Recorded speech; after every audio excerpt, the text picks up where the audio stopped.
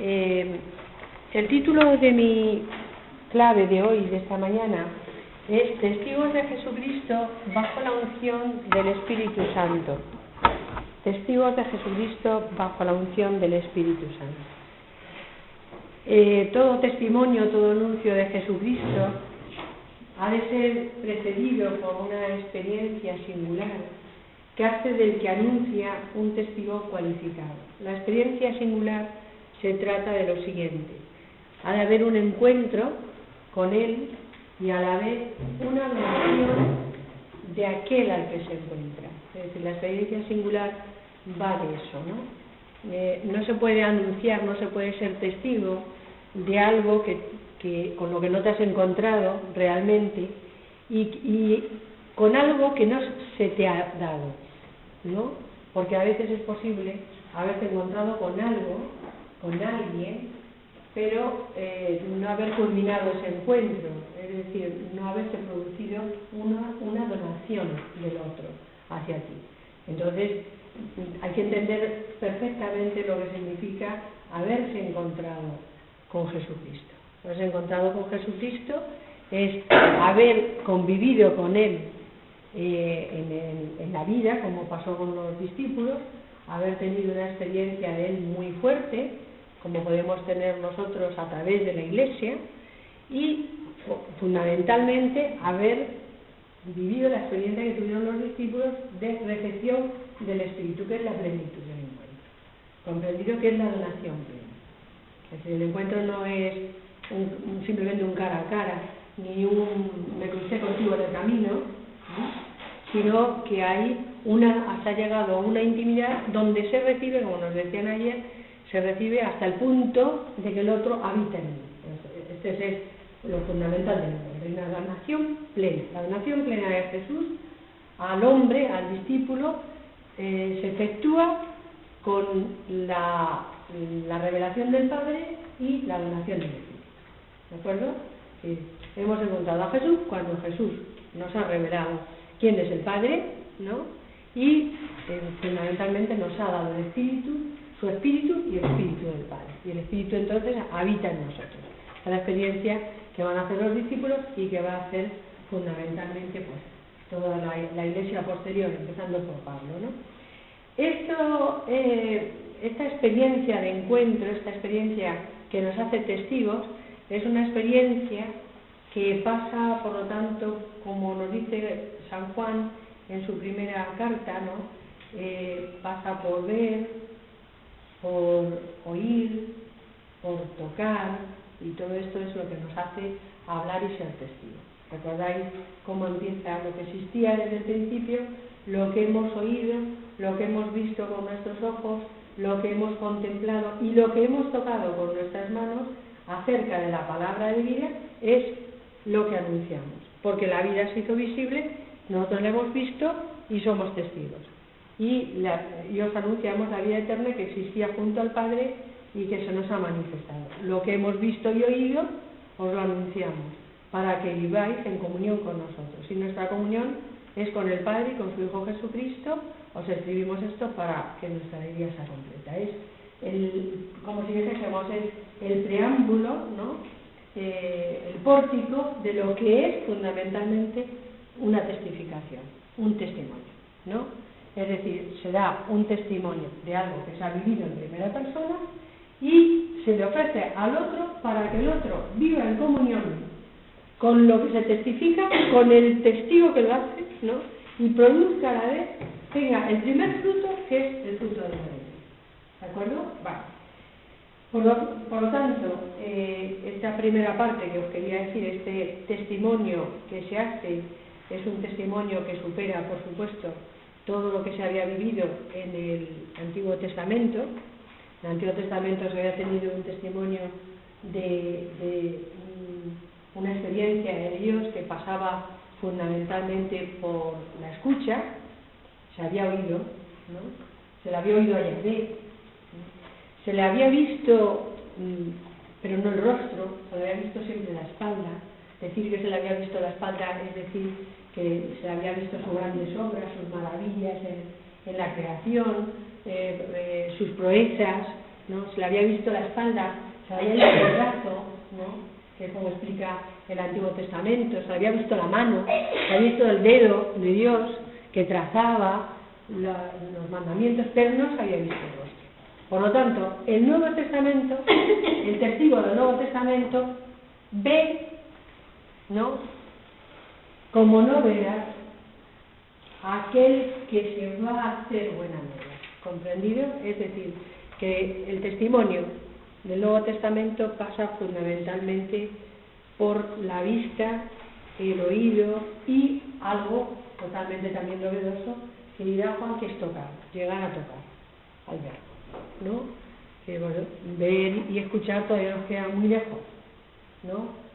San Juan, que es un hombre de esa época, de su tiempo, sabe que oír, ¿no?, se pone en la tesitura de todo el mundo antiguo, del Antiguo Testamento, que también oyó.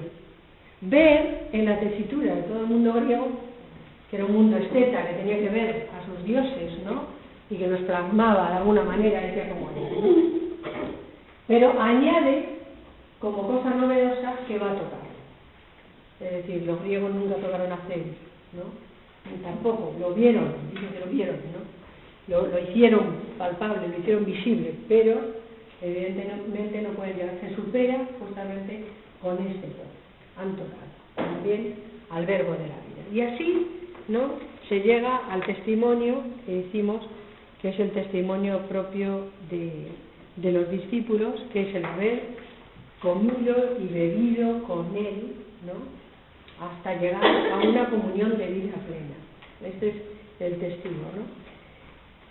El testimonio, ser testigo, nos había llegado como promesa, porque Jesús había dicho: recibiréis la fuerza del Espíritu y seréis mis testigos. Es decir, los discípulos esperaban ese testimonio último, esa razón para el testimonio final, ¿no?, esa promesa definitiva, que no sabían. Recibiréis mi espíritu. Ya dijimos ayer, ¿no?, que cuando hablamos de mi espíritu se refiere al espíritu del Padre y del Hijo, ¿verdad? Eso quedó claro. ¿Entendido quién es ese espíritu? Vale. Pues recibiréis mi espíritu, ¿no?, dirá Jesús, ¿vale? Esa es la promesa en la que viven, ¿no? Y solamente con ese espíritu, fundamentalmente, es cuando el discípulo se va a hacer plenamente testigo de ello, ¿no? Bien, vamos a entrar en el meollo de esta charla, ¿no?, que espero que sea bien entendida y que sobre todo me explique bien en ella, ¿no? Porque el propósito es ser testigos de Jesucristo bajo la unción del Espíritu Santo. El Espíritu Santo, a través de Jesucristo, ¿qué nos ha revelado? Es decir, ¿qué nos ha dicho sobre nuestra vida y sobre la vida de Dios, ¿no? Por supuesto, esto no va a ser un tratado, ni siquiera en neumatología del Espíritu Santo, simplemente van a ser unas notas que creo que van a ser, que pueden ser importantes para nuestra vida y para que comprendamos nuestra vida. Yo voy a quedar en varias cosas que son como muy fundamentales, ¿no? Podría, por supuesto, añadir muchísimo más, ¿no? ¿Qué es fundamentalmente lo que nos dice el Espíritu? Es que me han fotocopiado esto. Perdona un minuto.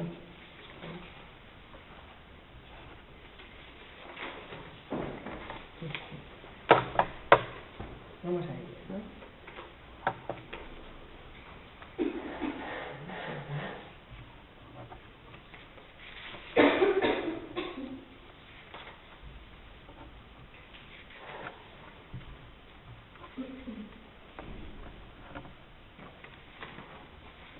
Ya veis. Vale.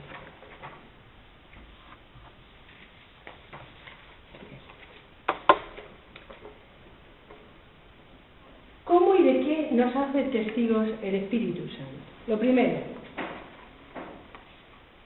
el Espíritu Santo nos da una nueva inteligencia espiritual. El Espíritu nos lleva a un modo nuevo de entender la vida. leer la vida, el cosmos desde el espíritu, es el modo de inteligencia cristiana. Nuestra existencia como puro amor de Dios, de su voluntad, de su providencia, de su redención y rescate, de su presencia y de su gracia. Todo es gracia, es como debe entender el cristiano la vida misma que le lleva a vivir en una abierta gratitud. Entender que todo es gracia es obra del Espíritu y hace que la vida entera sea un acto de acción de gracias ante el que nos ha traído la misma gracia. Es, por tanto, la misma experiencia del Hijo. Por eso, en Él está fundamentada. Todo me fue dado por Él. Así se entiende la vida resumida en Cristo. ¿De acuerdo? Por lo tanto, lo primero, esa nueva inteligencia cristiana, ¿no? Es decir, el cristiano no entiende del mismo modo la vida a una persona que no es cristiana. ¿Vale? ¿Por quién? Por la fuerza del Espíritu. Por la fuerza del Espíritu. El Espíritu nos hace entender la vida de otro modo. ¿Vale? Vamos a ver en qué 3 puntos fundamentales. ¿Habéis tomado un café? No es suficiente, nunca es suficiente. Sobre todo cuando nos ponemos aquí a pensar esta cosa. Pero vamos a ver si entre todos, ¿no?, conseguimos dar una comprensión exacta de esto. No nos durmamos. Lo primero, Jesús viene a decirnos que la vida y el sentido de la vida vienen del soplo del Espíritu. Sin el soplo del Espíritu es imposible entender esto, que el sentido de la vida está puesta en Jesucristo.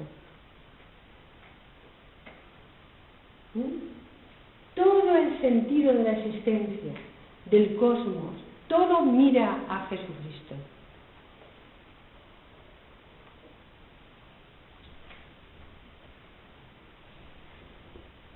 Toda la vida es fecundada por el Espíritu cuando el soplo del Espíritu la atraviesa, la vivifica, la transforma, la ordena, la recrea y le da sentido.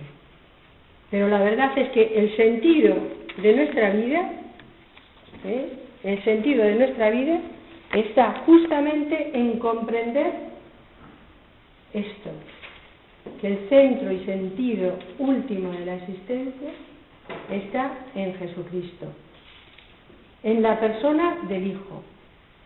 O sea, que hay que mirar a través del Hijo para comprender la verdad que encierra la vida. Hay una frase de un libro famoso, Los Visitantes, ¿no?, que a mí me gusta mucho, que dice, os la leo porque hay un trozo de ese libro, dice: hasta esta noche pensabas que la vida era absurda. En lo sucesivo sabrás que es misteriosa. Los Visitantes, ¿no?, de Smith. Sin el Espíritu, la existencia se hace absurda. Con el Espíritu, la existencia se hace misteriosa. ¿De acuerdo? Por lo tanto, recibir el Espíritu a través de Jesús hace que nuestra vida, que la podemos leer llena de absurdideces, se convierta en una vida llena de sentido.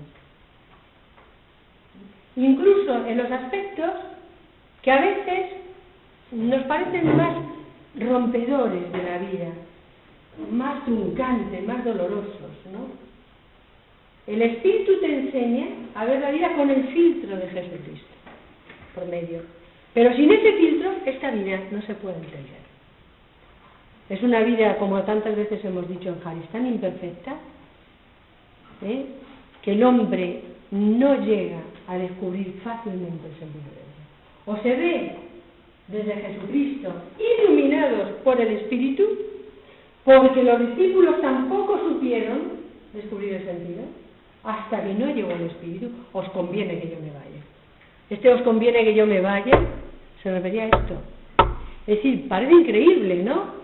Pero es que los discípulos vivieron al lado de Jesús y no comprendieron el sentido de las Escrituras, el sentido de la existencia. Necesitaron que el Espíritu iluminara sobre Jesús y Jesús se convirtiera verdaderamente en el logos, en el sentido, en el verbo de toda la existencia. Por lo tanto, ¿qué significa esto? Que nuestra vida sin Jesucristo, iluminada por el Espíritu, se hace dura, insoportable, ¿no? La insoportable levedad del ser se hace insoportable, no se entiende nada, no se comprende el dolor, no se comprende la compasión hacia el otro, no se comprende nada, no se sabe dónde va, ¿vale? Primero, por lo tanto, el Espíritu da sentido, el Espíritu de Jesús da el sentido último. Segunda cosa,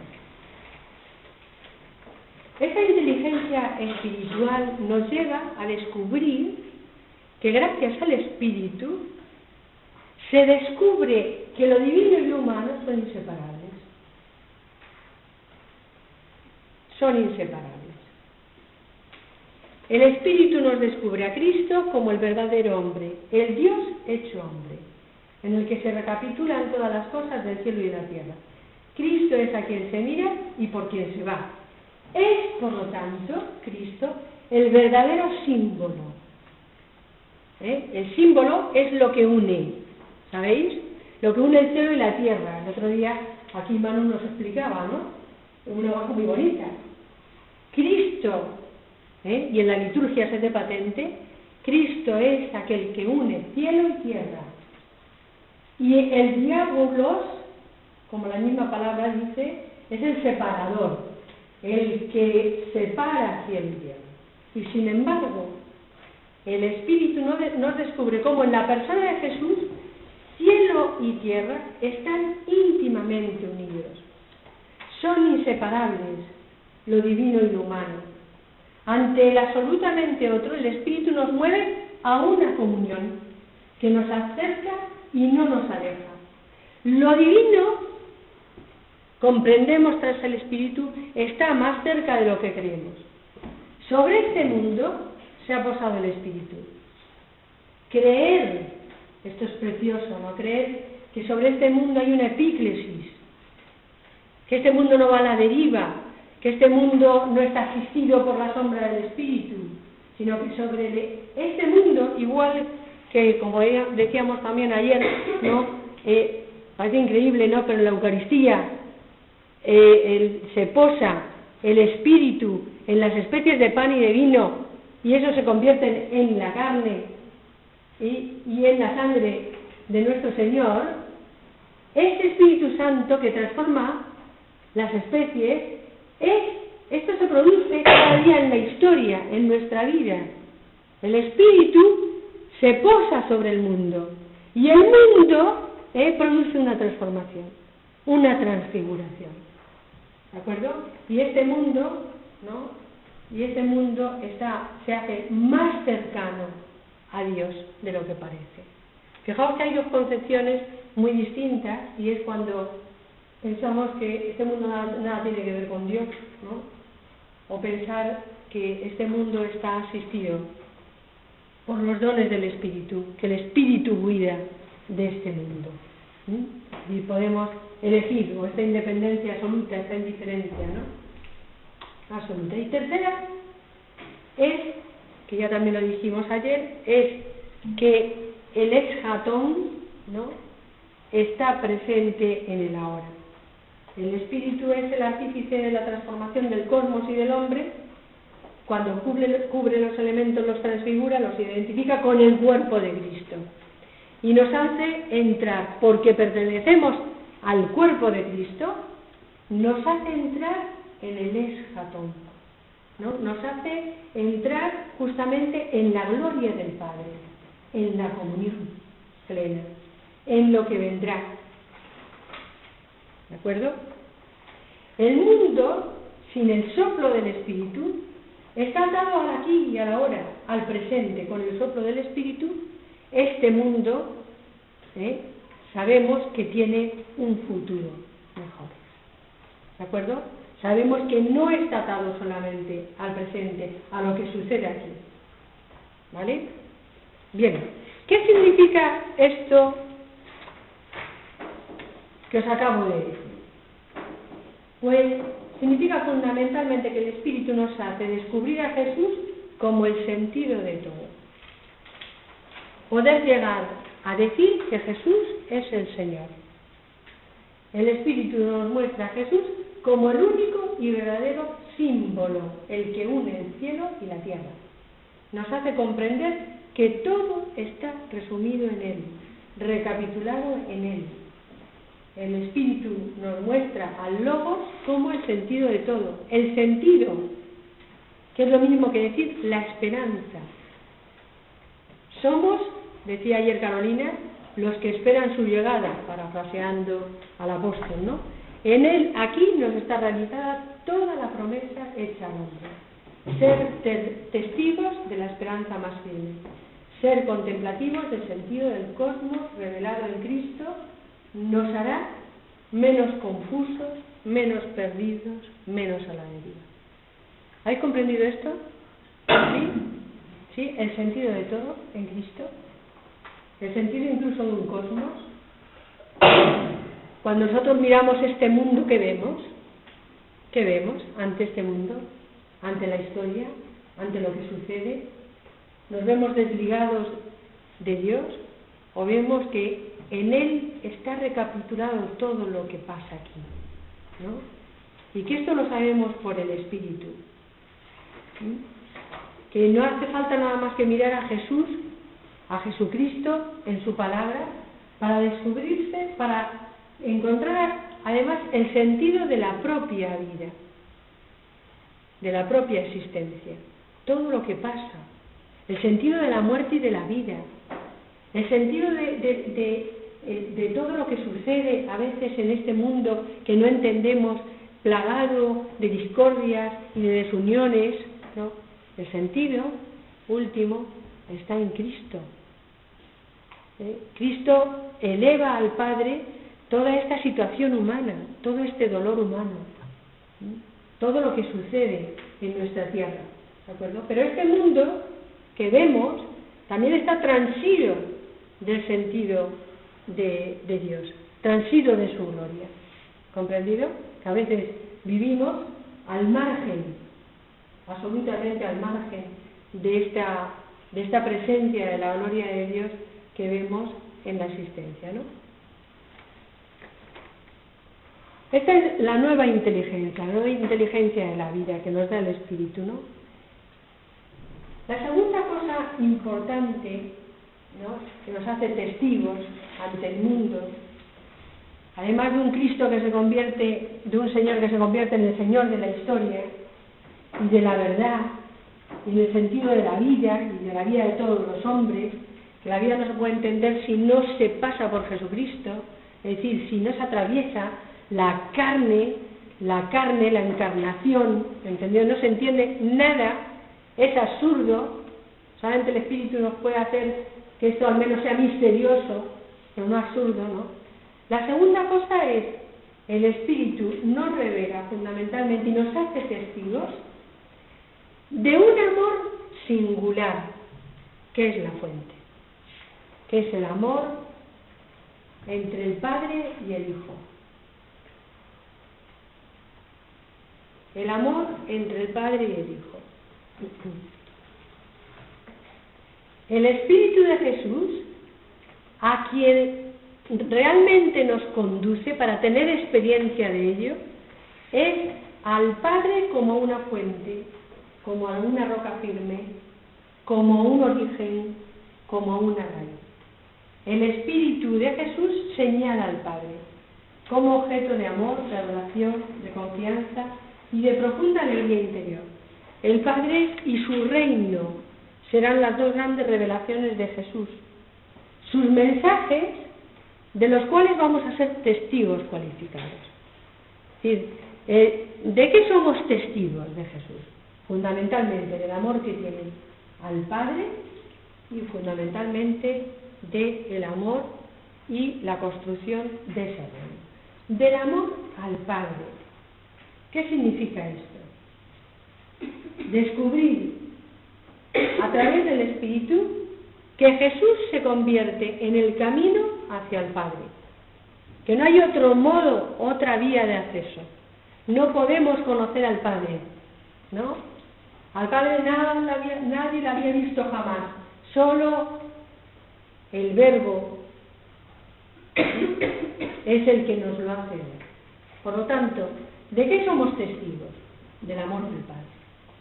Somos testigos de Jesucristo siempre y cuando seamos capaces de testificar que somos amados radicalmente como hijos.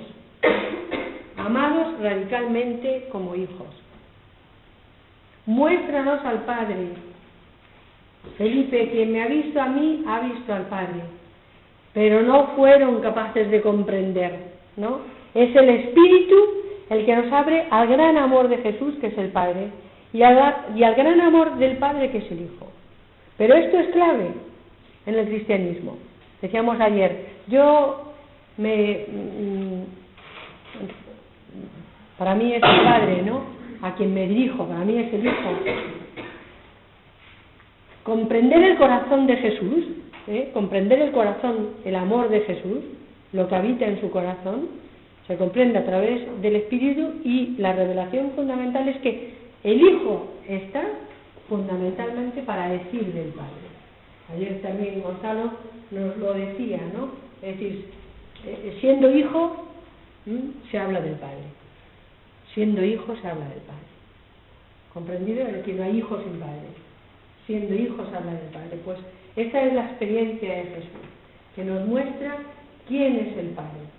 El gran amor del Padre, el amor gratuito del que procedemos, la misericordia infinita, el Padre que desconocía el Antiguo Testamento, como decían ayer, y que en una parábola que yo doy muchas vueltas, que es la del hijo pródigo, es la clave.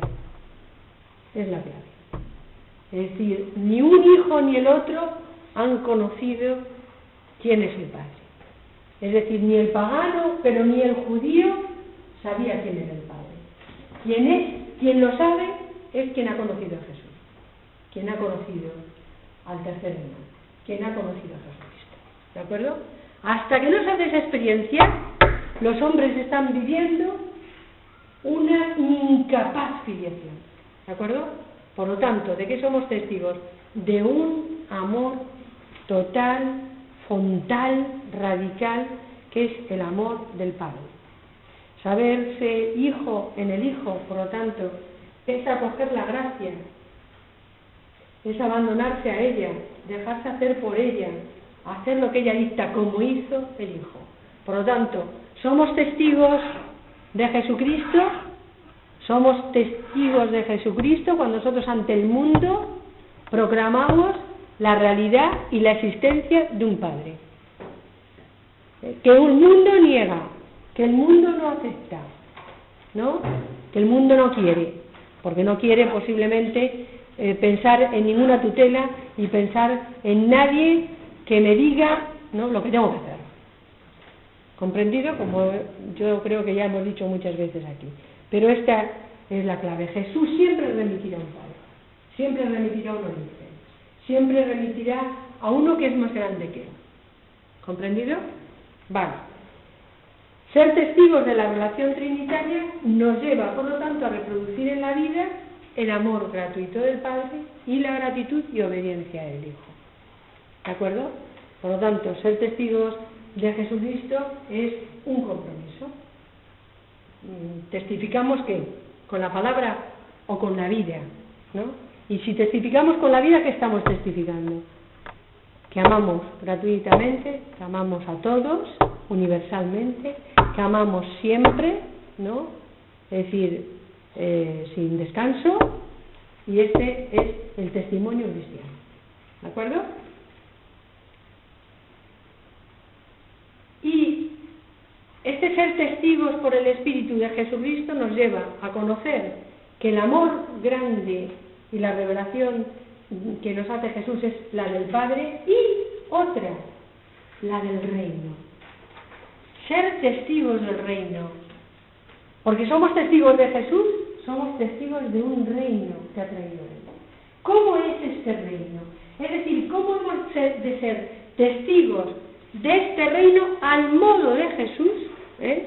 Al modo de Jesús, por la fuerza del Espíritu.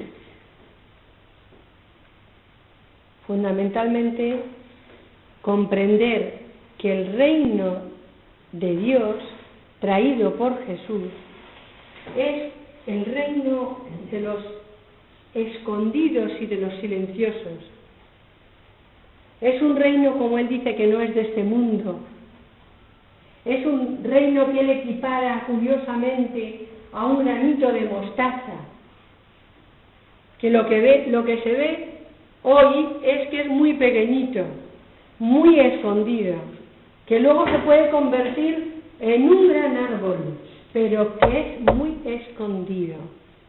Es un reino, por lo tanto, que nada tiene que ver con un parámetro mundano, sino que ese es el reino que quiere la Trinidad. Ese es el reino, esa es la verdad que quiere que reine Dios en el mundo, que lo escondido, lo silencioso, lo que no cuenta, lo que está perdido, el pecado, el hombre metido en la lejanía, va a ser justamente el motivo de atracción de un Dios. Esto es una ruptura con nuestra mentalidad, ¿no? Porque si decimos, somos testigos de Jesús, y somos testigos de Jesús, del amor del Padre y del amor, ¿a quién? ¿A quién amaba Jesús? ¿A lo que relumbra, a lo que reluce, a lo fuerte, a lo poderoso, o a lo escondido? Porque el reino es un reino de escondidos. Por eso, aquí se justifica que todo testigo de Jesús comprenderá que no habrá un reino que no pase por esta desfiguración, por esta inexistencia, por esta pobreza, por lo pequeño y por lo humilde, lo que tanto nos cuesta a los humanos aceptar, a los hombres aceptar, y que sin embargo, justamente por el Espíritu se acepta. Pedro, cuando Jesús le habla de esto, lo rechaza, hasta el punto que Jesús le llama Satanás. No digas esto, por Dios. O sea, vas a morir en una cruz, como un apestado, como un atestado, como un proscrito. No digas esto. El hombre sin espíritu rechaza este reino escondido. Lo rechaza radicalmente. Mientras que el hombre, imbuido por el Espíritu, ungido por el Espíritu, lo acoge como lo acogió Pedro, que muere en una cruz, como su maestro. ¿Me entendéis esto? Solo hasta que no se comprende este testimonio de Jesús, no se comprende el valor de este reino que palpita en lo escondido. Se está todavía en criterio mundano, en un criterio de poderes, en un criterio donde el más fuerte es el que más sabe, el que más se luce, ¿no? El más colorido, ¿de acuerdo? Mientras que la persona, la más humilde, el pudor más grande, el decir, yo estoy en un sitio donde a lo mejor no busco destacar, ni no busco querer ser la primera ni el primero, sino que busco hacer la voluntad de Dios, aunque tenga que ser el tercero. Esta es una experiencia del Espíritu. Esto es un testigo de Jesús, del reino de Jesús, porque el reino es así. ¿De acuerdo? Vale. Descubrir, por lo tanto, el verdadero reino de Dios. ¿Dónde se hace presente? Solo el Espíritu provoca en el hombre esa misma lección. Nos identifica con el Hijo que vino a buscar a la oveja perdida, y nos identifica con el Padre que ama un mundo con un amor gratuito y lleno de bondad. Y nos dice que el reino fundamentalmente es una pequeña semilla, invisible y pequeña, menuda. Por lo tanto, el Espíritu al testigo le ha de purificar los sentidos hasta hacerle ver lo que se esconde o es invisible o no realza. Esta también es una experiencia del Espíritu. Es decir, cuando hay una purificación interior donde el hombre es capaz de ver en lo escondido una realidad trascendente, algo que no pasa. ¿Me explico?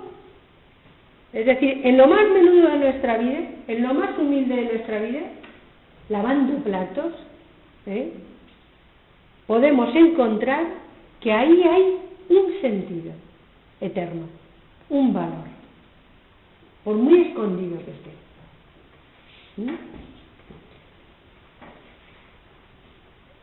Es la purificación fundamental que necesita el testigo. Acabar de ver lo que no se ve, ¿no? Acabar de ver lo que no se ve. Y por otra parte, si este reino es el elegido, el reino del pobre, el reino del humilde, el reino del minusválido, del desvalido, es la obra del Espíritu nos ha de llevar hacia no solamente hacia una visión de lo que aparentemente no tiene apariencia, ¿no?, sino también a una compasión. Yo sé que ahí detrás de esta desfigura está él. Esta es obra del Espíritu. Yo estoy viendo el reino, yo soy testigo del reino, testigo del reino. Porque quien no es testigo del reino se carga lo pequeño y se carga lo roto, ¿de acuerdo? Lo viejo, lo quebrado, lo enfermo, lo que no vale. El que no es testigo del reino se carga eso, ¿vale? Bueno, para finalizar, ¿cómo vivir en este espíritu? En este espíritu de testigos de Jesús, vivir en el espíritu de Jesús, ¿qué requiere? Además os he dicho aquí, el espíritu nos ha de purificar para ver un reino invisible. El espíritu nos ha de abrir una inteligencia que no es la de este mundo, no tenemos inteligencia espiritual cristiana, ¿de acuerdo? Y nos tiene que abrir a un amor, que es el amor del Padre, ¿de acuerdo? Pero ¿qué puntos más?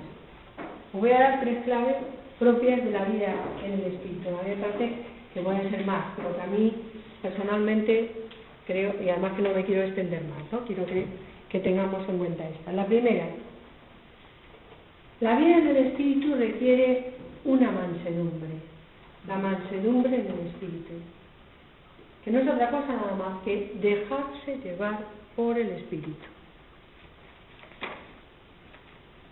El Espíritu hace en nosotros una obra pedagógica,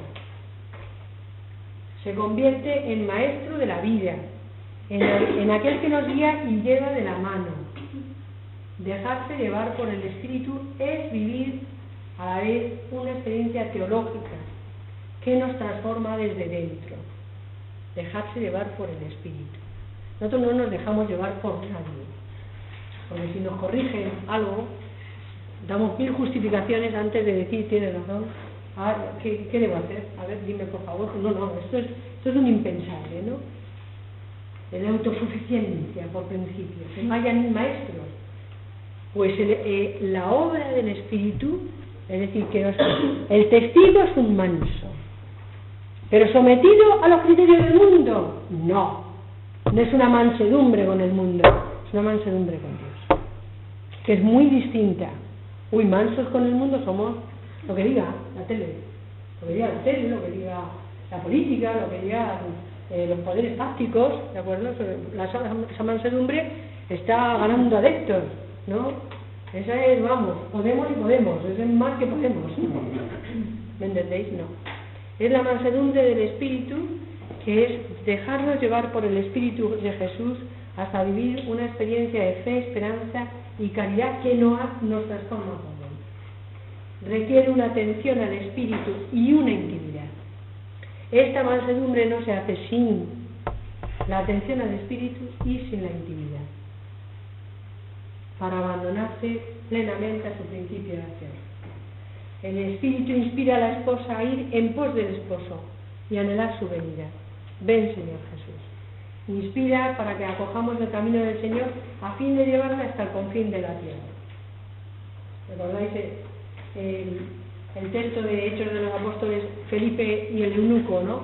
Felipe va a coger un camino y el Espíritu le dice no por el otro, y entonces el otro coge otro, Felipe cambia su trayectoria y en mitad de la trayectoria hay un carro detrás, ¿no?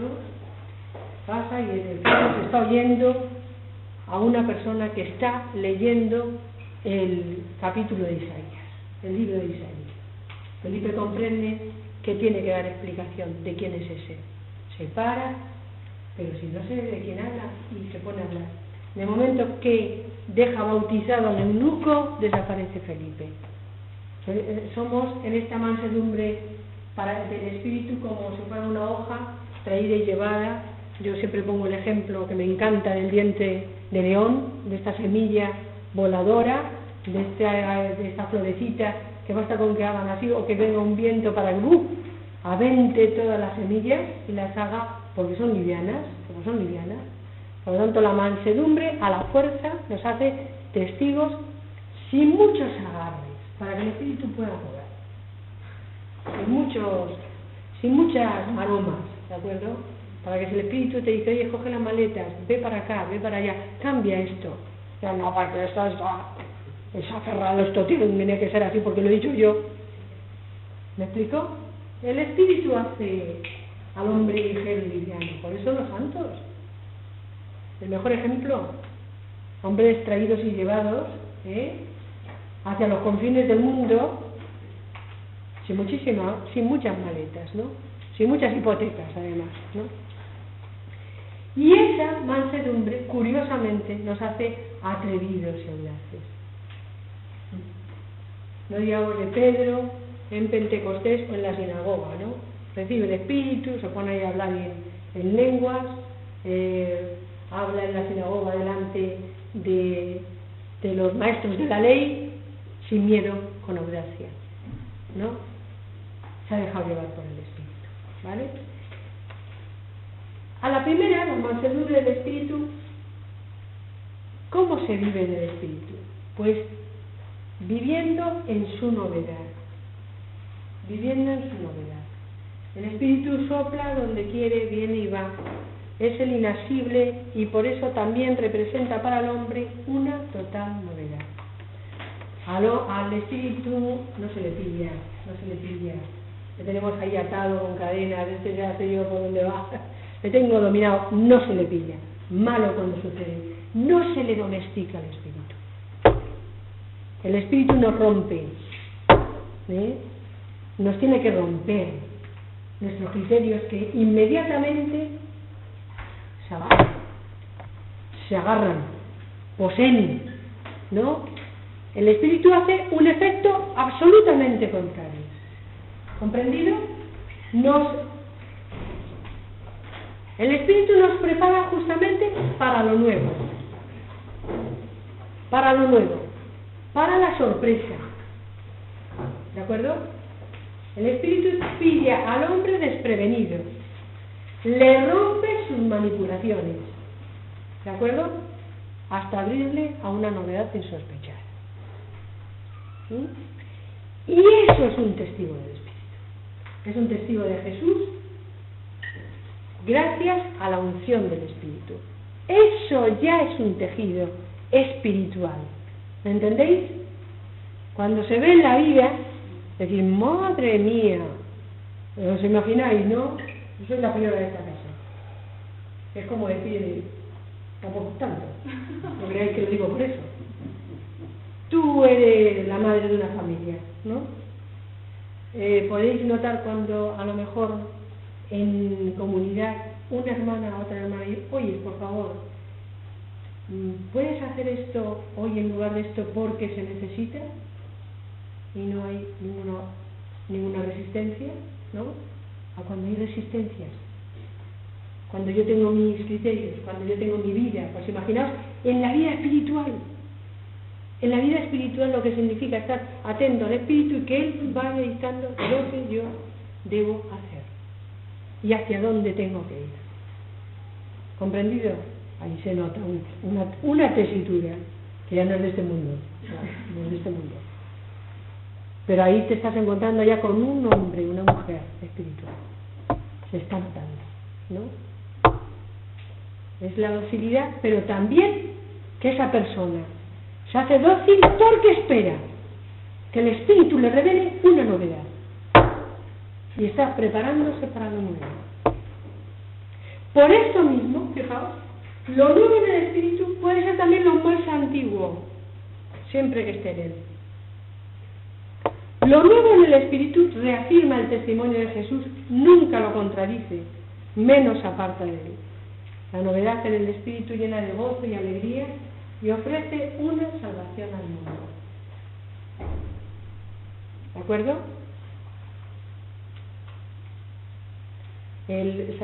¿Cuál es el problema de la vejez?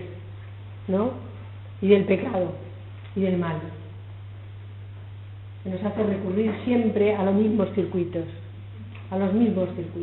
¿no? El Espíritu rompe esos circuitos. La capacidad del Espíritu que tiene para decir por aquí, como novedad. ¿En qué se nota lo viejo? En que yo ya, a mí no me digan, yo sé las 4 reglas y de las 4 reglas no me saquen porque yo ya he aprendido esto y ya no me interesa nada más. En eso se ve la vejez de una persona, en la incapacidad de querer aprender inglés, por ejemplo. Es una broma, ¿no? ¿Me entendéis? Yo hace años, ¿no?, fui a una escuela de idiomas y me impresionó mucho porque había una señora de 72 años y un señor casi rodeaban los 80 y los pobres repetían, era primero, y repetían el I am con un tesón. Digo, no van a aprender inglés, no van a aprender, no van a aprender, pero lo que significa que quieran es que todavía la vejez no les ha arrancado, no tiene la última palabra en esta vida. Estos hombres por fuera no están arrugados, pero por dentro están dispuestos a todo lo nuevo. ¿Me entendéis esto? Es una broma, es una broma. Pero en la vida espiritual se siente igual. ¿Cuánta gente conocemos nosotros mayores?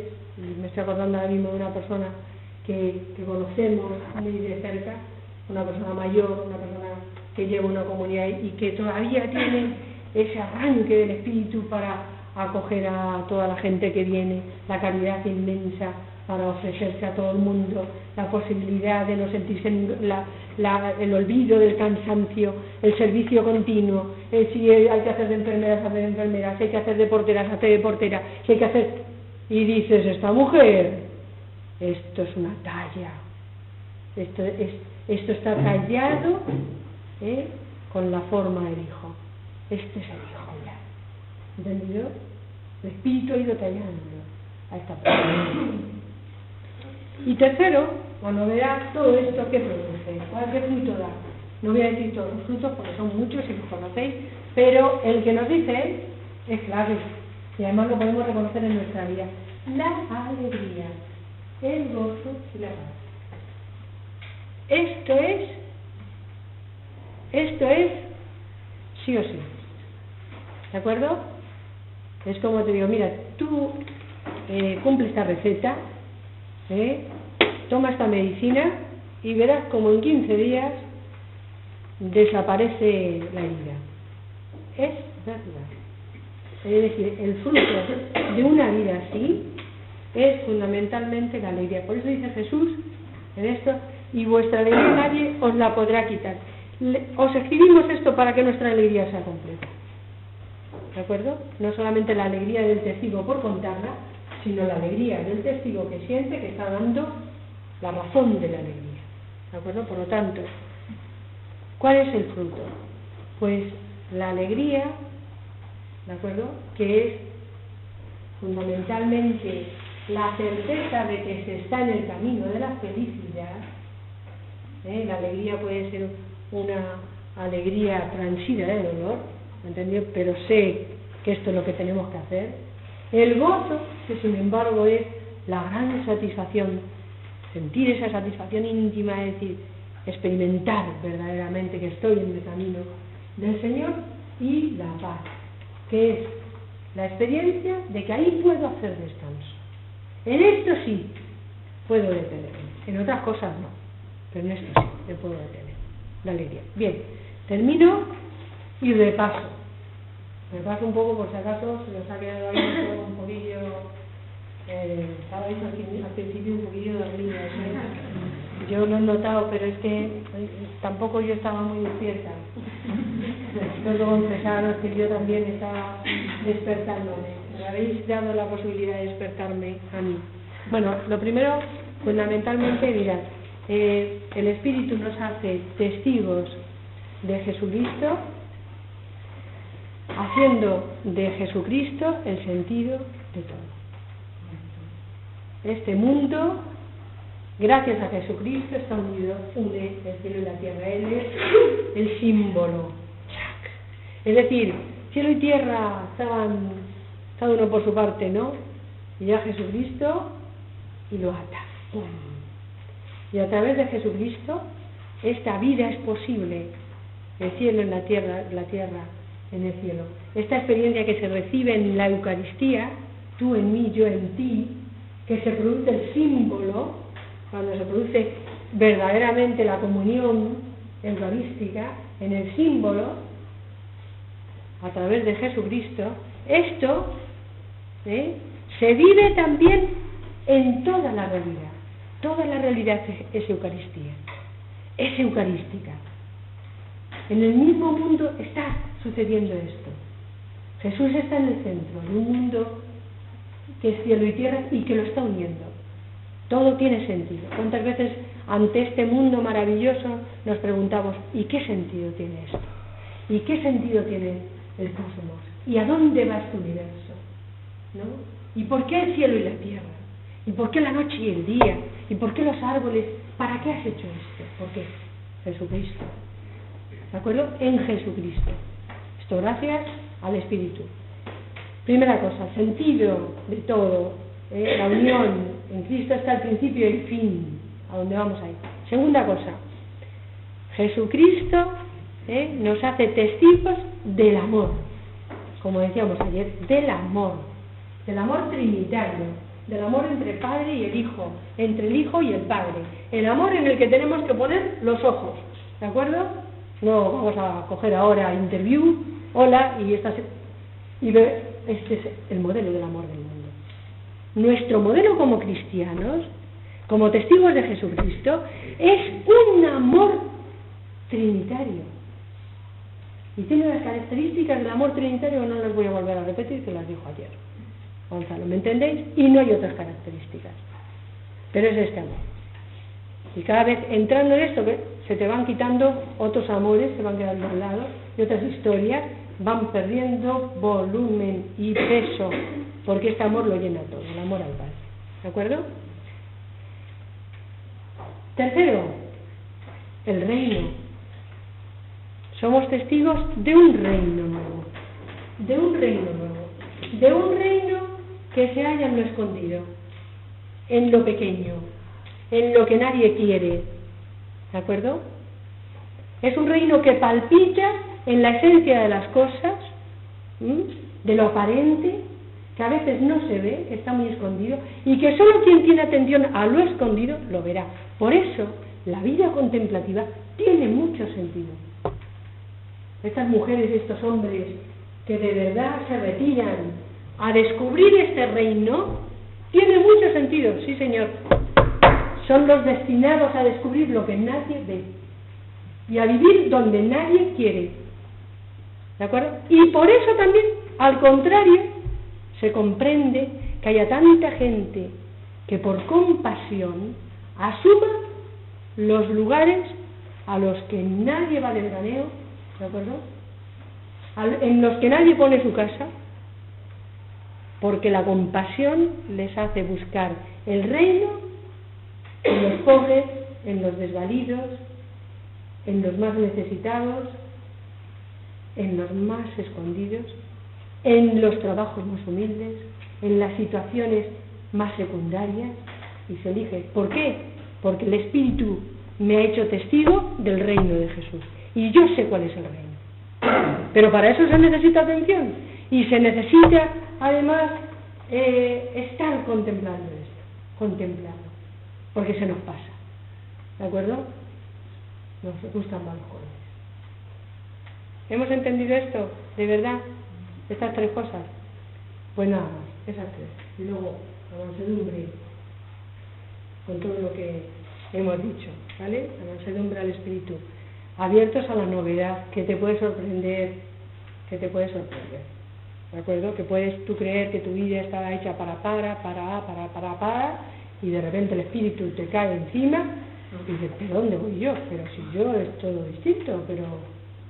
Y puede hacer así en las vidas, ¿eh? Pero de la noche a la mañana. En una intervención del espíritu, en muchas cosas. ¿Comprendido? Vale. Y terminó con la alegría. ¿Vale? El resumen ha sido, yo creo que claro, la alegría es verdadera. Y esto todos lo constatamos cuando estamos metidos en el espíritu.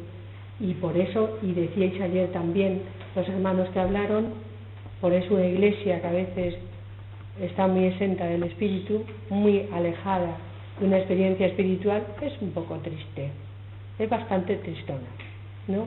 Apagadita, bueno, tampoco es que se ponga todo el día abierto, pero tampoco da muchas alegrías, mientras que una iglesia del espíritu es una iglesia alegre, ¿de acuerdo? Con la alegría del espíritu, que no es un jajaja estridente donde luego no queda nada. Hay mucho jajaja, pero luego hay dentro pues una pobreza enorme y una historia inacabada y un terrible pues vacío interior. No me estoy refiriendo a esto, es una alegría verdadera. Y eso se nota. Eso es el tejido de las personas espirituales. Bueno, ¿qué hacemos? Pues ahora yo creo que me he alargado hasta 1 hora porque hemos también empezado más tarde, pero yo sí que me gustaría que tuvierais un ratito para repasar. Mira, cómo se hacen los exámenes. Yo sé que hoy es un día muy malo, ya se está terminando el día, ¿sabéis? Y ya